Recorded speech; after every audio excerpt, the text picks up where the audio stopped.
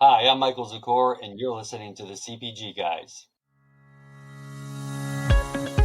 Welcome to the CPG Guys podcast. Your hosts, Sri Rajagopalan and Peter V.S. Bond, explore how brands and retailers engage consumers in an increasingly digitally driven world. And now, here are the CPG Guys. Hello and welcome to this episode of the CPG Guys. I'm of course Sri, co-founder and co-host of the CPG Guys and co-founder and partner of Think Blue. Your key to unlocking your profitability potential is builders, connectors, and amplifiers. We shape the future of commerce to drive your growth. Please do listen to my older daughter Ria Raj's music, www.riaraj.com, IHEARAJ, and my younger daughter Laura Raj as a member of the Geffen Records Universal Music Group Cat's Eye. And they've just completed the tour of the Jingle Ball cities, different places in the US. The hit single Touch is now 200 million plays on Spotify, and we're headed to the Apple Music Awards Tokyo on the 29th to see him perform live, one of the fastest bands in history to reach those numbers. Joining me today is, of course, my BFF and fellow co-founder of the CPG Guys, Mr. Peter V.S. Bond. And when he's not co-hosting this podcast, he serves as head of client engagement at Flywheel, the e-commerce acceleration division of Omnicom. Peter, you're coming off some fun exercises with your daughter down in New York City, Radio City Music Hall. Do you want to elaborate where you were and how much fun you guys had? I'm increasingly beginning to believe this podcast is just an advertising platform for the Raj family media empire.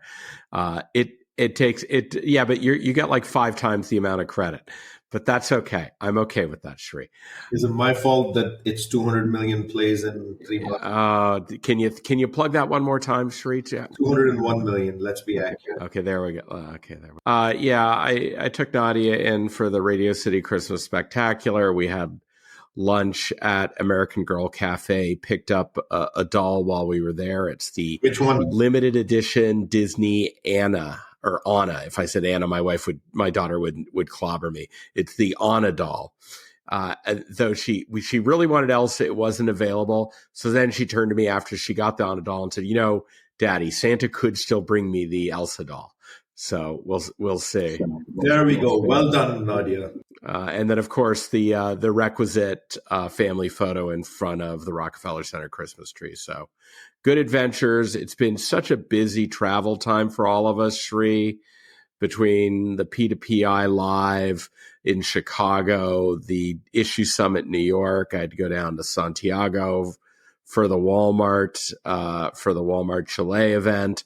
And then I was actually down in Landover, Maryland yesterday, bestowing one of our 2024 CPG Guys Omni-Channel Hall of Fame awards to a very worthy recipient. That'll be in an upcoming episode, but Landover should tease you as to the kind of company I might have been at for this recording, but it was good anyhow. You can't give it away, Peter. Looks like you're getting into the holiday mindset. I'm certainly trying to get there, but I'm working through Wednesday morning. So hopefully after that, I will be able to turn my mind off and spend it with the kids as we head to Tokyo. But thank you for that, Peter. Pleasure doing this with you week over week, episode over episode. And especially as we get around in the industry, we're thankful this holidays to all of you that actually partner with us, follow us, coach us, and keep it coming on the CPG Guys. But before we get to our guests, I will ask you to consider following us in your preferred podcast listening app if you already don't do so. This will ensure you automatically receive new episodes as they release, such as this one we're about to have. And while you're at it, follow our sister podcast, the FMCG Guys and CPG Scoop, also highly rated on Chartable. Announcing the first retail media exec ed program in our industry from May 5 to 8, 2025 at Cornell Tech, the CPG Guys are strategic partners with Cornell University for this immersive 4-day program that brings together industry thought leaders and renowned faculty to share best practices for building compelling retail media platforms. You'll discover how to collaborate in creating best-in-class tech stacks, measure performance to ensure brands access the necessary KPIs based on campaign objectives, and establish strong partnerships between brands and retailers so we can serve the community we love, the consumer. In addition, the program covers optimizing brand strategies using AI-driven campaign design at scale to achieve marketing goals. Links to our podcast, Sistercast, social media profiles of my daughter Ria and Laura for more information on the Cornell Retail Media Program you can simply refer over to the digital liner notes of this episode. And now, drum roll, please, as we head to the main event. On this episode, we have a repeat guest, actually from, I can't believe it's been 3 years since we've had him, and one that I've over the years followed closely and waited for insights and analytics from, with expertise in digital commerce and e-com, immersive commerce, new word we're going to discuss today, digital transformation, new retail, modern retail, data science. I really want to get into the China APAC market that this country largely ignores from a technology and infrastructure growth perspective, consumer, e-commerce, unified commerce, and then new retail strategies, including ideas for global business expansion. He's the author of the Wiley books, Amazon #1 bestsellers, China's Super Consumers and The New Retail. He's provided research, strategy, and execution services for global brands, retailers, CPGs, and manufacturers on retail evolution, B2C, D2C, B2B, digital commerce, e-commerce, global expansion, and operations. You can also find him as a regular guest on BBC, CNN, NPR, NBC. He's appeared in the Wall Street Journal, Forbes, WWD, MSNBC, NYSE TV, and countless other print, digital, web, and broadcast outlets. An acclaimed and sought-after professional speaker, lecturer, including hundreds of industry and corporate conferences and events. We're lucky to have him on the show today. He's a guest lecturer at Yale, UPenn, NYU, Kellogg, Columbia, BWG, Ecom Advisor conferences, and the China Institute and others. Man, that is one heck of an accolade. But Shri, I didn't hear Cornell on that list. We're gonna have to change that, Peter. We may need a guest lecturer at the retail media strategy course to kind of round out that incredible curricula, or rather, the credentials he brings from those other Ivy League institutions. No doubt about it, Peter. And without further ado, let me welcome Mike.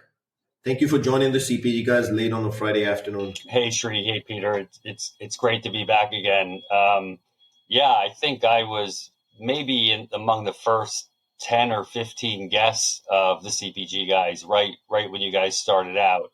I'm not sure how I should interpret that I haven't been back since, but it's good to be back here nonetheless. So just a little bit about my background. I've spent 30 years at the intersection of technology, consumption, data science, retail, and international expansion. I've worked in-house at some of the biggest technology firms in the world. I spent a lot of time working with CPG companies like Unilever and P&G and Church & Dwight. I'm a 4-time founder with 2 successful startups. And my most recent adventures, I would say, too. I'm currently the founder and CEO of 5 New Digital. We are an agency that works with brands, retailers, CPGs, and manufacturers on digital commerce. And I use that term precisely because we talk about digital commerce end-to-end, from product development all the way through reverse logistics. E-commerce is certainly a big part of that, and all aspects of new retail modeling, unified commerce, immersive commerce. And we just celebrated our 5-year birthday in September, so it's very exciting. I'm also a managing director at the M&A firm Sellside Group. I sit on the consumer product and services desk as well as the technology desk. And I was just recently named the head of European and North American investment for Tompkins Ventures. On that side of the table, we look more at early stage seed through Series B investments, whereas with Sellside Group, it's really mergers and acquisitions. And really what that's done is given me kind of a unique perch to sit on, because there's a lot of cross-pollination between the worlds of, what's happening actually with the brands and the retailers and the technology companies I work with, and who's investing, who's not investing, what are the hot areas in M&A.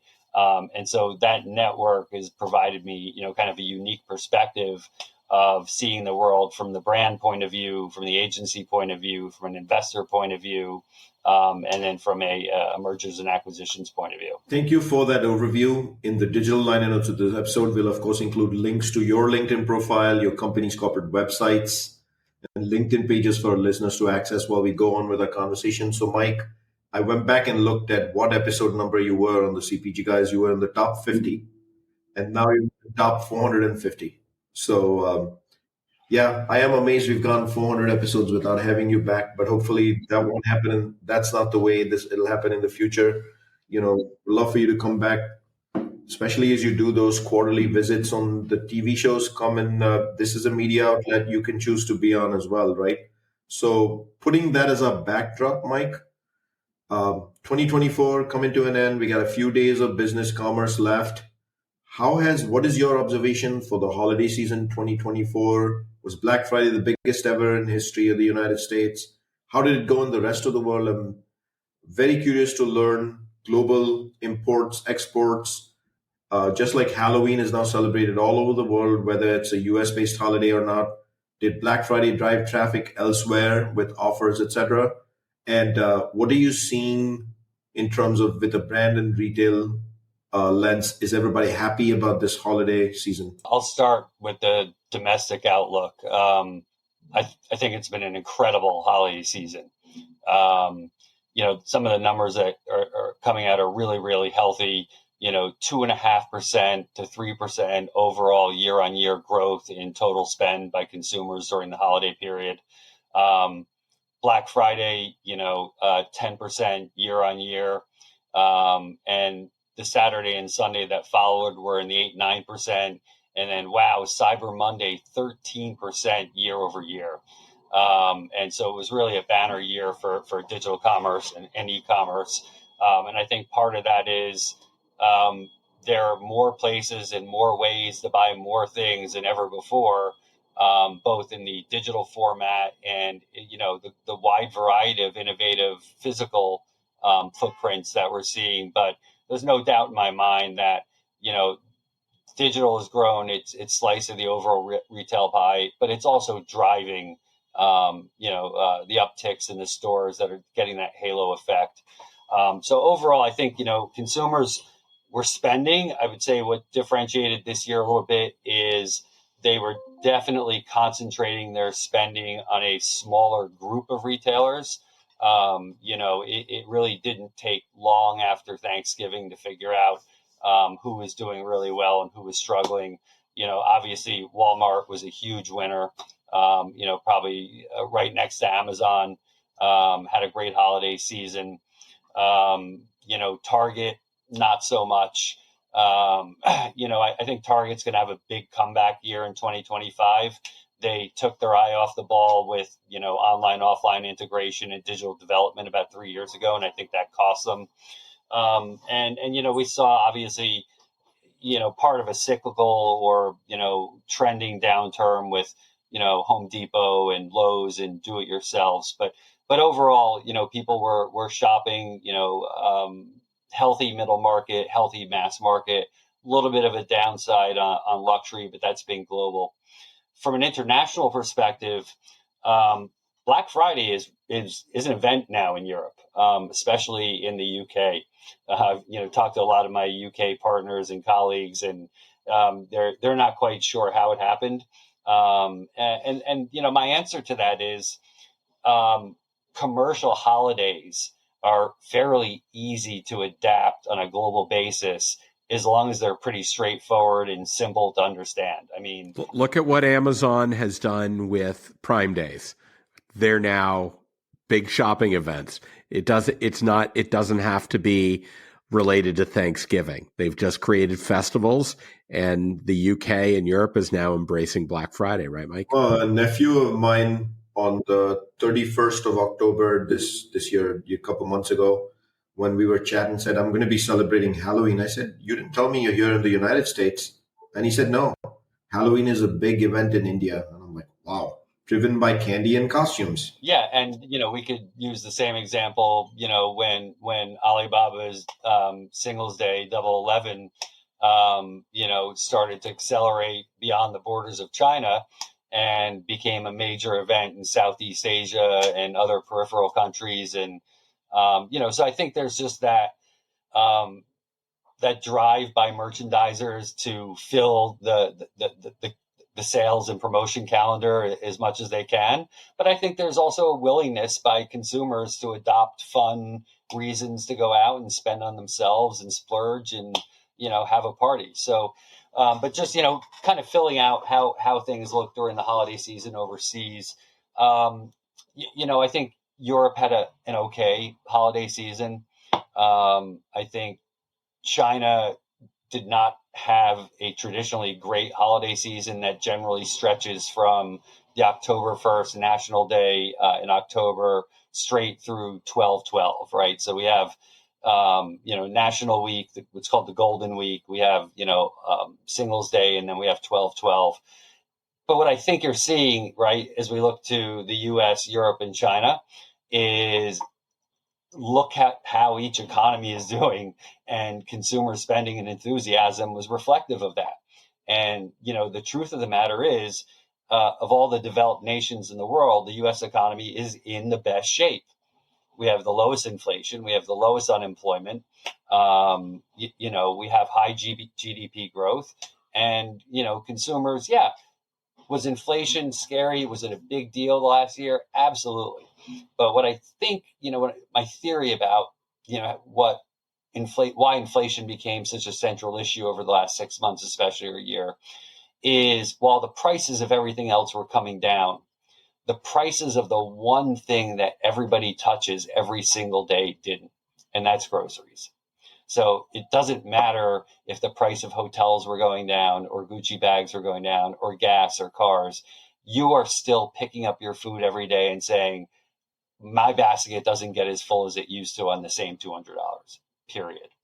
And so, listen, there's a lot of issues, with consumer numbers in China, especially, but overall for the U.S. and for good parts of Western Europe, it was a really good holiday season. Mike, could you take a quick 5 seconds here and just explain, for the benefit of our audience, what is Singles Day, and then the significant importance it has become in retail in other parts of the world? The first Singles Day, interestingly, it started out as a homespun fake holiday in a college dorm room in China. Like, how many great things come out of, college dorm rooms?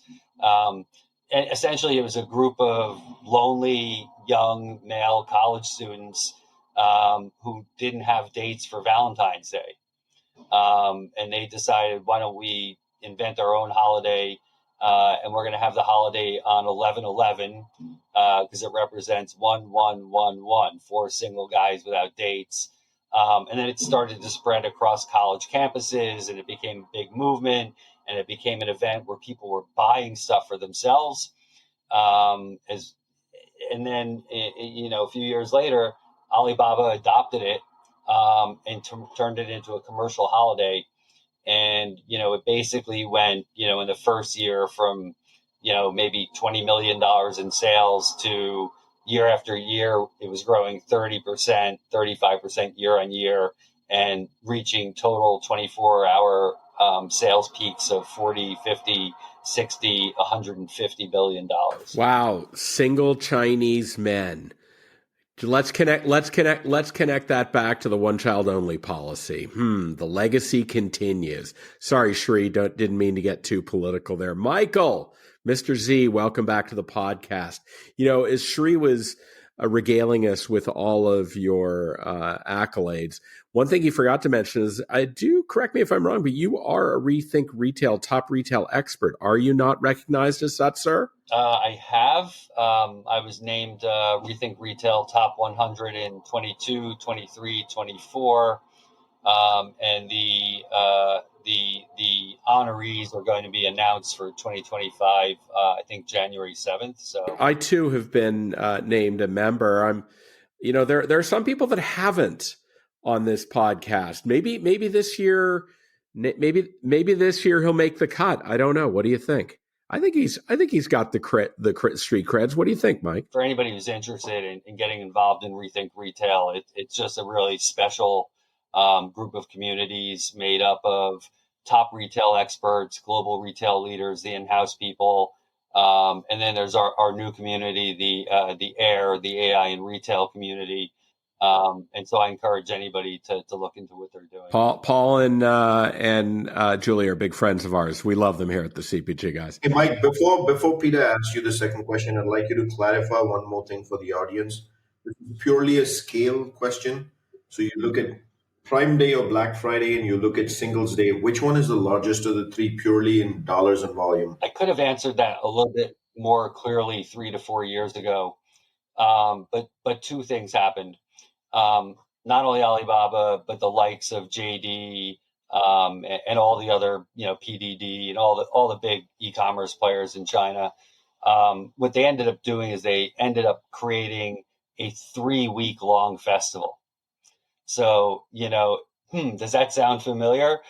As the holiday season has gotten stretched and stretched, and you've heard people say, "Yo, it's not Black Friday, it's Black November now," right? Well, China did it first. And so, they would start the pre-sales 3 weeks before the actual date, and they would count that towards the quote unquote 24-hour total. So that was one factor that made it difficult. And then also after the crackdown on Chinese tech and e-commerce companies 4 years ago, they stopped reporting their total sales. So it's hard for me to do a side by side. But I would say, it's in the neighborhood and relative to Black Friday, Cyber Monday, and Prime Days. Michael, now I get to my question. As we approach 2025, in the center store world, it's all about retail media driving those sales, particularly obviously in grocery, right? Brands are facing incredible volume changes. What's worrying you and what's exciting you about going into 2025, particularly in the grocery class of trade? I think it's part of a larger trend that is over-indexing the importance of the bottom of the funnel KPIs. I'm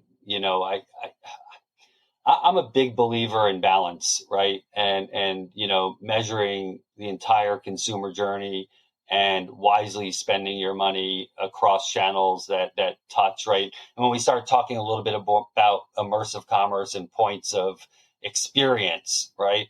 To me, what I've been focusing on the last couple of years with my clients and, in my talks is everybody is hyper focused on point of sale, and very few people talk about or think about or act on point of experience. And my working theory that seems to be, being proven out in the field is that it's pretty easy to turn a great point of experience into a great point of sale, but it's really hard to turn a great point of sale into a point of experience, and you lose sales with that model, right? So I think, the focus on retail media is just part of that larger bottom of the funnel last touch trend where we're ignoring, creativity, branding, awareness, and spend on points of experience. Well, there's a good reason why, because it's the easiest thing to measure, right? So if you're a CMO at a CPG firm, or you're, a brand manager, they're the simplest KPIs to measure. And so I think overall what we've seen is, look, I think the entire CPG, FMCG world has been transforming, but is in for a big transformation in the next 2 years. They have to be. It's just not that simple anymore. And so there's a lot of confusion about retail media. There's some would argue an over proliferation of retail media. How many drops of blood can you squeeze out of the stone, right? The other thing I worry about with retail media, Michael, let me stop you there for a second. In terms of retail media, is it you're saying that there are too many RMNs with too much fragmentation? Is it that the inventory is too limited? Like what is the problem with retail media in your eyes? I don't think retail media is a negative thing, right? In whole, it's a healthy part of the marketing and advertising ecosystem, right? But if you're a brand owner and now you're having to do retail media with Kroger and with Albertsons and with Walmart and with Target and with Amazon and 12 others, that brings up some very tricky questions, as you're planning your media about how to allocate. And then what that does, it creates a compounded problem in which most brands are heavily over-indexed in paid media to begin with. So now you're over-indexed on paid media. You're not working hard enough on owned and earned media. You're not working hard enough to utilize the new channels, technologies that are available to lower CAC and increase conversion. Right. So we know you're over-indexed on paid media. We know you're over-indexed on Meta and Google, and now you're over-indexed on retail media, and now you're over-indexed on the last touch. That's my problem with it. Okay, fair enough. Thank you. And look, that's what my experience is. No, Michael, Flywheel did some research earlier this year, and they looked at this is published, so it's not private information. They did some work with Georgia Pacific, and they were working with 26 RMNs. Mm-hmm. And when they analyzed the work they were doing, they said they could get the same amount of success by consolidating it down to 9. And I bet they could take a couple more out and still get pretty close to that result. The problem is it takes as much effort to build a campaign at an RMN with 300 brick and mortar stores as it does to do one with 10,000. And the question becomes, at what point do these RMNs realize that they're too fragmented, and if they don't form some kind of alliance in terms of getting points of distribution, right, and audience size, that they're never going to be anything more than another trade investment? And that's not the promise that their leaders were given when someone came to them and said, let's open up an RMN. They were promised, we're going to get you those brand dollars. And if you're not getting brand dollars, you're just getting a shift from an end cap investment. Well, guess what? When you buy an end cap, 100% of that money goes into the pockets of that retailer. Whereas when you buy a programmatic ad campaign, you got to share with your DSP. You may have to share with some of the other targeting mechanics that are in there. Suddenly, you're actually losing money compared to what you did. So this is the problem for me, is that there's got to be a reckoning around these RMNs. There has to be, it makes a lot of sense and I have no previous knowledge of this, okay? But what Kroger obviously tried to do with Albertsons, I would fully expect H-E-B and Wegmans and Meijer and, to get together and say, hey, we've got a national audience, sizable enough audience, it's worth making us one of the 4 or 5 you invest in. And that means that the, KVAT and Rite Aid and other ones, they're just going to be out in the cold until they form an alliance with somebody else. Because the juice isn't worth the squeeze, I think, is what I'm trying to say. Didn't mean to get into a rabbit hole here with retail media. The one thing I did want to ask you, Mike, on that angle is retail media is a piece of this for sure. But from a center store perspective, and I don't want you to limit this answer to grocery, this includes department, general merchandise, toy stores. I wonder if there are any toy stores left in the world now, but I'm talking about the world that's... Sri, I was up in Halifax 2 weeks ago, and I saw Toys R Us is back in business with Babies R Us. I don't know what's going on. You never know. You just never know. That's the Connecticut one. I'll never forget that one. So tell us about, Mike, in-store. What's the hottest, most attractive 2025? What should people be focused on? Here's where I think the focus should be, and what I'm excited about is when we start talking about immersive commerce, okay, and this is going to relate directly to center of the store across those categories. And by the way, it's also going to relate to the retail media conundrum, the over-indexed unpaid conundrum, okay? What excites me is we are really starting to see the blossoming of immersive commerce. And, I started my working theory of immersive commerce about 5 years ago when I realized that 90% of the websites that I was shopping on looked, felt, and acted the same way they did 5, 8, 10, 12 years ago. It's a flat, two-dimensional scroll, click, catalog job Yes, you can spruce it up. Yes, you can do your pictures better. Yes, you can optimize your PDPs. But guess what? You're still largely scrolling and clicking. And then I asked, okay, trillions of dollars invested in this type of commerce, and it looks and feels the same. And yet people's jobs depend on hitting a 2.1 conversion rate. Okay? People's careers depend getting a 2.5% conversion rate. So we're still measuring success as 98 people walk out of your store and buy nothing. We're still looking at 60% cart abandonment rates, right? And then I took that parallel and I started walking the floors of, about 30 or 40 retailers in a couple weeks. And what did I find? I found the same feeling. Most of them looked and felt and acted and smelled the same way they did 5, 8, or 10 years ago.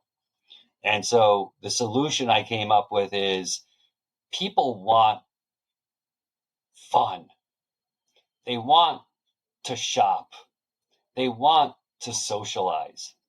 And by the way, on a side note to that, we are starting to see today's teens start flocking back to malls. Malls are getting a lifeline from teens because the good malls have created experiences. I mean, I don't know if you guys. Is that a US phenomenon as well, or is it a global phenomenon, Asia phenomenon? I've seen it primarily in the US. I mean, the big legacy malls and department stores in Europe still do pretty well. Most of the malls in Asia are just, places for people to do laps. But we're really starting to see, because why? Have you walked the American Dream Mall in New Jersey? It's a fantasia. It's a dream world.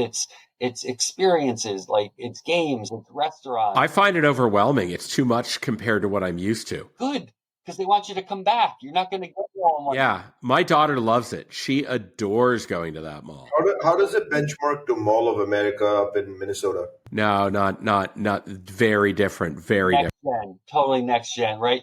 It really, what you think about is, Mall of America, and can't recall the name of the big one in Edmonton, was vying for the biggest.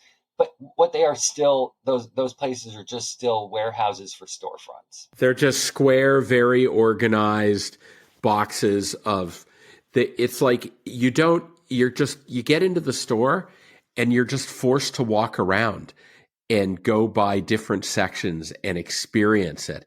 There is no real, very obvious set way. And that's intentional from my perspective. They want you to have to go by everything and see different things and be completely immersed. And suddenly you're at a skating rink, and the next thing you're at a shopping, the toy store, and then it's just crazy. They have an aquarium, and they have one of those, illusion museums, right? And by the way, they also have an amusement park and a ski slope and a hockey and a water park. Let's not forget that. And a water park, right? Okay. So now let's just, quickly just focus in on it for a second.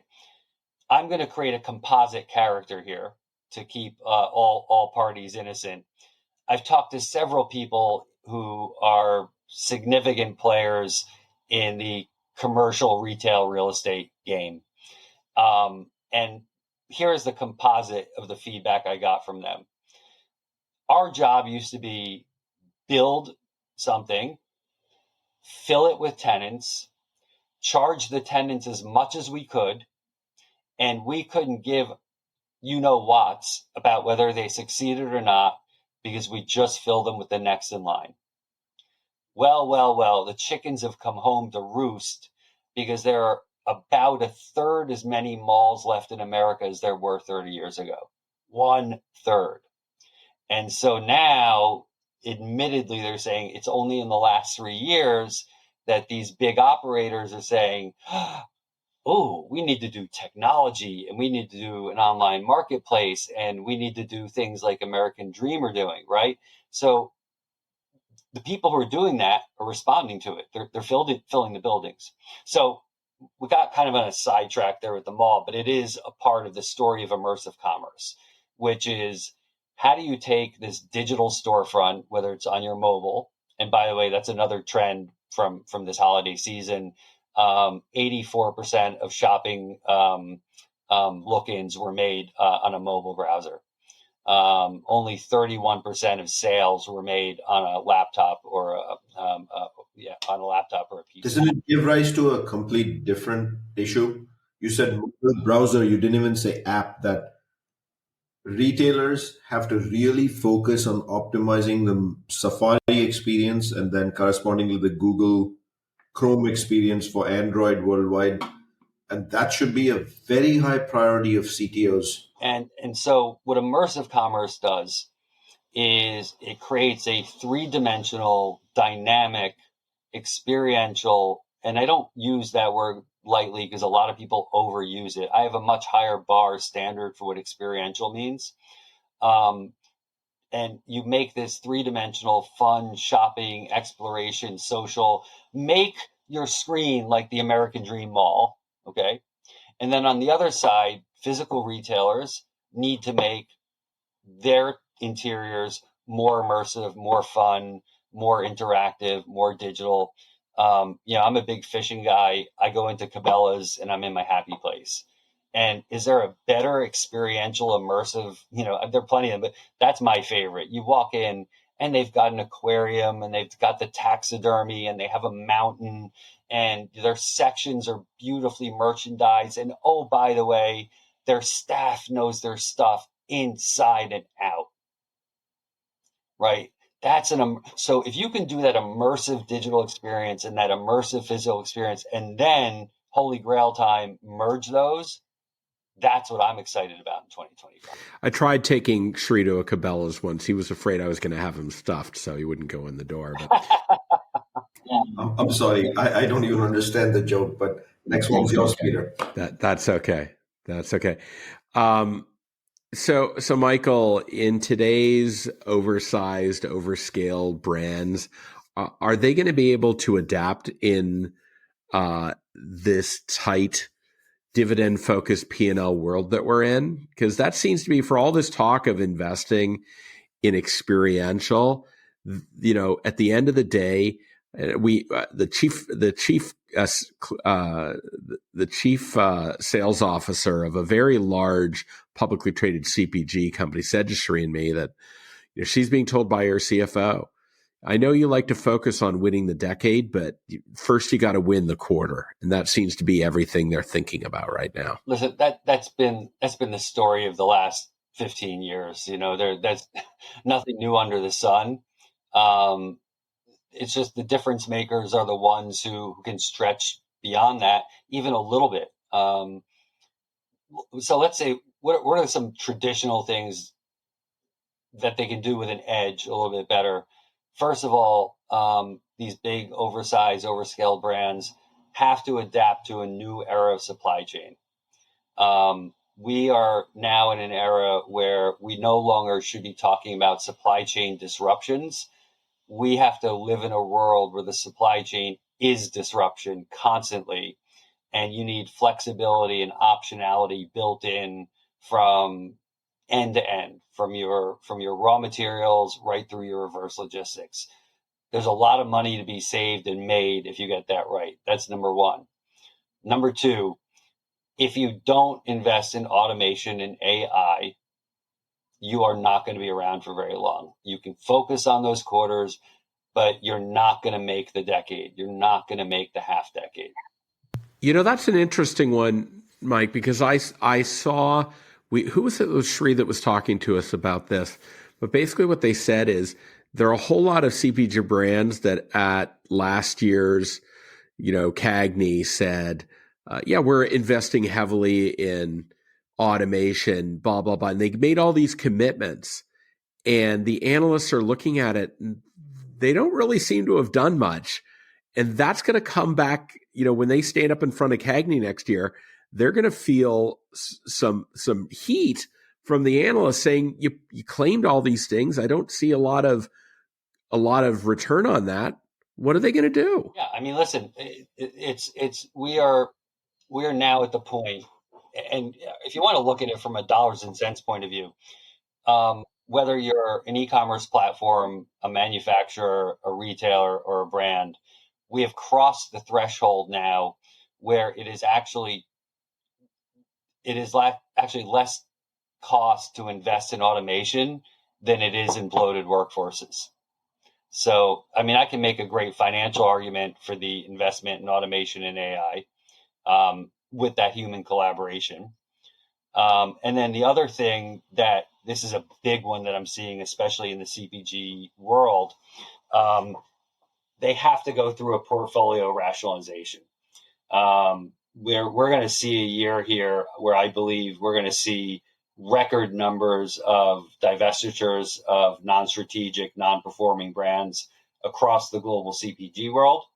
And we might see some global records on how fast they can replace them with more strategic and more thesis aligned.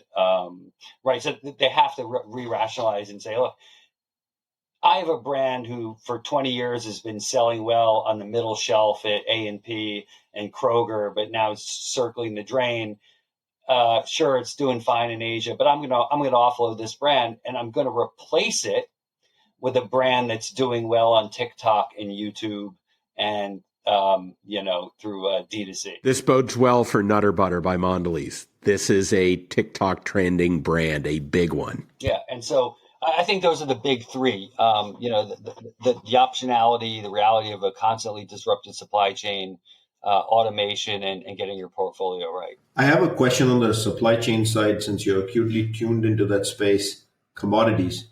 Are we finally in a world where commodity costs have kind of plateaued out? Are we still in a rising environment? Are we in a permanently risen environment, but has plateaued out? I think it's plateaued. And I don't see it coming down anymore. I don't see a big retreat. It's just, once you implement that kind of thinking and that kind of action, it just becomes permanent. It just becomes baked in. So the question I would ask back to you guys is, do you think that real wages over inflation will continue to increase so that people no longer feel the sting of that pricing? That's a tough one to answer, Mike. Over the course of the last 4 years, readily available economic data, United States government data indicates wage inflation hasn't kept up with price inflation, cost inflation, expense inflation, call it what you may. So the gap is actually pretty wide at this point. So if commodity prices are going to stay elevated, which I anticipate just like you, Mike, that it would, wage inflation is the only way to pick it up. From my conversation with the industry, the CPG, the world we live in, Peter and I live in, the wage inflation for recently concluded year, fiscals happen all through the year, somewhere in the middle of the year, at least for those, is not significantly higher than a 0%. So not the greatest story you hear to report, right? And bonuses have been tougher because the volume expectations versus plans, which are built on year ago's, also weren't great to begin with, because versus year ago's, no one's really performing at a pace if you're a large overscale, a large market cap publicly traded company, right? That's the reality we live in today. So I'm going to take a minute here and remind our audience that you can find all of our content by going to a web browser and typing cpgguys.com. And if you think you or your company has gone through thought leadership to contribute to our community discussion, drop us an email at contact@cpgguys.com, and maybe you can join us on the podcast just like Mike did. Don't forget to drop us a rating at cpgguys.com in the navigation bar up top. It helps us understand if we're having the right conversations with the right guests. To our 35,000 plus followers on LinkedIn, I can't thank you enough for the clicks, likes, DMs, followership, downloading our podcast, and keeping up there as one of the highest, if not the highest downloaded marketing podcast on Chartable. Mike, this is episode 1 of 2 episodes on overall unified commerce and omnichannel. So I can't thank you enough for joining me on episode 1. But before I have you talk to us and about being on this episode, let me tell our audience what's in store for episode 2 so they know. So we closed episode 1 with TikTok. Episode 2 will start with TikTok because the clock is ticking. TikTok. You like that, Peter? Then I want to get into the M&A world. Lots happened in the CPG industry this past year, and then the stock of Hershey's and Mondelez and acquisition there. And then we're going to hit up the Far East. I definitely want to get into China, and China is one country, but also Japan, Korea. Let's just say the Far East and what trends you're following that are next to come here. And then any conversation today will be remiss without AI. So that's what we'll look forward to in episode 2. Thank you for joining us. Sincerely, Mike, joining us on this podcast. My pleasure as always. And, it's holiday season. So I would just want to wish Shri, Peter, your loved ones, your families, and everybody listening today, happy, healthy, prosperous new year. And also, as we come out of the holidays, it's NRF time. And so I'm gearing up for NRF, 4 amazing days.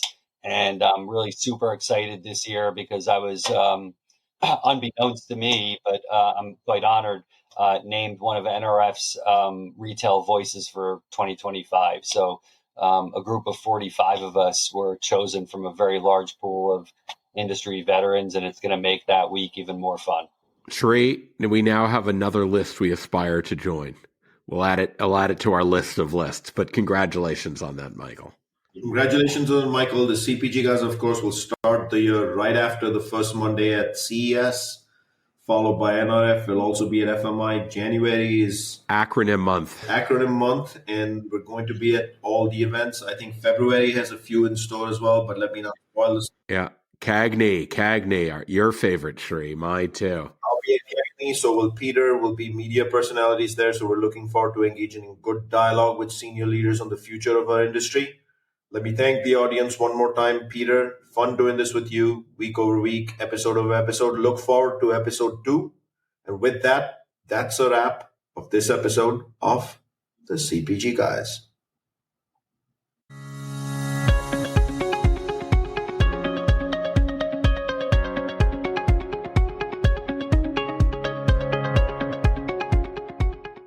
The content in this podcast episode is provided for general informational purposes only. By listening to our episode, you understand that no information contained in this episode should be construed as advice from CPG Guys LLC or the individual author, hosts, or guests, nor is it intended to be a substitute for research on any subject matter. Reference to any specific product or entity does not constitute an endorsement or recommendation by CPG Guys LLC.